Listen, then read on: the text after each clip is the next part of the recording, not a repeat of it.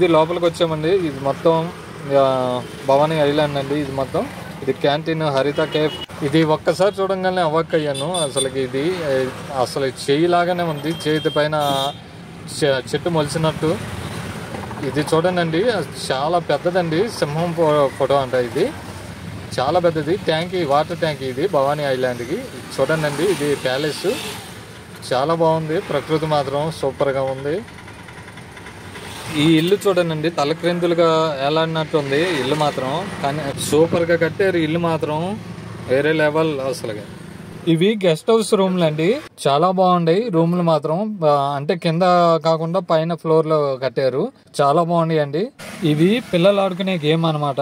ఈ కనబడుతున్నాయి చూడండి, ఈ చివరి నుంచి ఆ చివరి దాకా నడుచుకుంటే వెళ్తామే.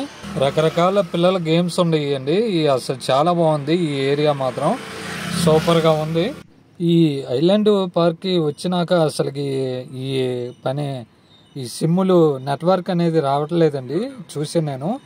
ఈ ఎంట్రన్స్ టికెట్ పెద్దవాళ్ళకి వచ్చేసి 120 రూపాయలు అండి భవానీ ఐలాండ్కి. చిన్నపిల్లలకి వచ్చేసి 90 రూపాయలు అండి టికెట్. స్పీడ్ బోట్ అని ఒకటి ఉందండి. అది ఫ్యామిలీ పరంగా వచ్చేసి 2 పెద్దవాళ్ళు, ఒక బాబు కానీ పాప కానీ ఒకళ్ళు.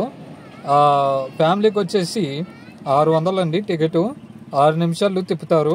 ధరణి ప్యాంటిన్ బోట్ అని ఉందండి, పెద్దది స్పీడ్ బోట్. ఇది కూడా ఇది చిన్నదండి. ఇది స్పీడ్ బోట్ అన్నమాట. ఇది సింగిల్ గా వెళ్ళాలి. ఇది పెద్దవాళ్ళకి వచ్చేసి 200 రూపాయలు టికెట్. చిన్న వాళ్ళకి వచ్చేసి 150 రూపాయలు తీసుకుంటున్నారండి. ఈ భవానీ ఐలాండ్ లో డ్రింకుల పరంగా చూసుకుంటే డ్రింకులు ఏమి లేవండి, వాటర్ బాటిల్సే ఉన్నాయి. ఈ 2 గుర్రాలు చూడండి, చాలా బాగుంది లుక్ గా. ఇక్కడ స్తూపం లాంటిది ఒకటి ఉందండి, పాతకాలం లాగా ఉంది. ఇది చాలా బాగుందండి. నైస్, చాలా బాగుందండి. అసలుకి బాగుంది ఈ బొమ్మ.